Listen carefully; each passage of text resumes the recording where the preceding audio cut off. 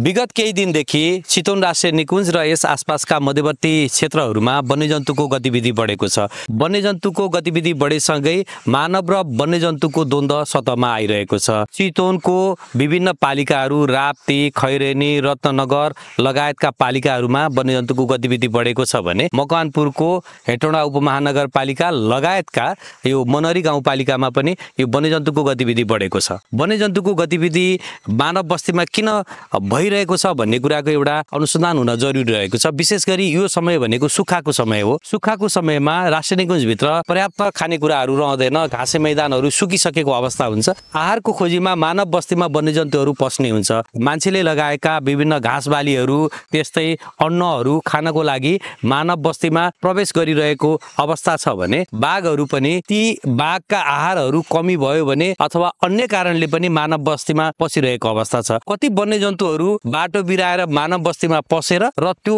फर्किनलाई चाहिँ नसकिरहेको अवस्था छ भने कति वन्यजन्तुहरू पटक पटक मानव बस्तीमा पसिरहेको छ। किनभने भित्र जो राष्ट्रिय निकुञ्ज हो त्यहाँ खानेकुराको अभाव छ। त्यस्तै यो बेला वन्यजन्तु बीच संसर्ग हुने बेला हो। संसर्ग हुने बेलामा वन्यजन्तुहरू अलिकता आक्रामक हुन्छन् र दुईटा पोथी वन्यजन्तुहरू भेट्यो भने त्यही वर्गका वन्यजन्तु भेटियो भने पनि तिनीहरू बीच लडाइँ हुन्छ। लडाइँ भएपछि जसले हार्छ ती वन्यजन्तुहरू विशेष गरी गैंडा मानव बस्तीमा पस्ने सम्भावना हुन्छ र लडाइँ लडेर हारेको अथवा घाइते भएका वन्यजन्तुहरू मानव बस्तीमा पस्यो भने त्यसले अलिकता आक्रामक रूप लिन्छ। त्यसले मान्छेहरूलाई हान्ने अन्य क्षति नोक्सानीहरू पुर्याउने सम्भावना हुन्छ। यसै गरी गैंडाको आक्रमण बढेको छ। यो किन भयो भन्ने कुरा केही संरक्षण कर्मीहरूले आफ्नो धारणा व्यक्त गरिरहेको अवस्थामा यो किन भइरहेको छ भन्ने कुरालाई एउटा गम्भीरताको साथ लिनुपर्ने, छलफल गर्नुपर्ने अवस्था रहेको छ।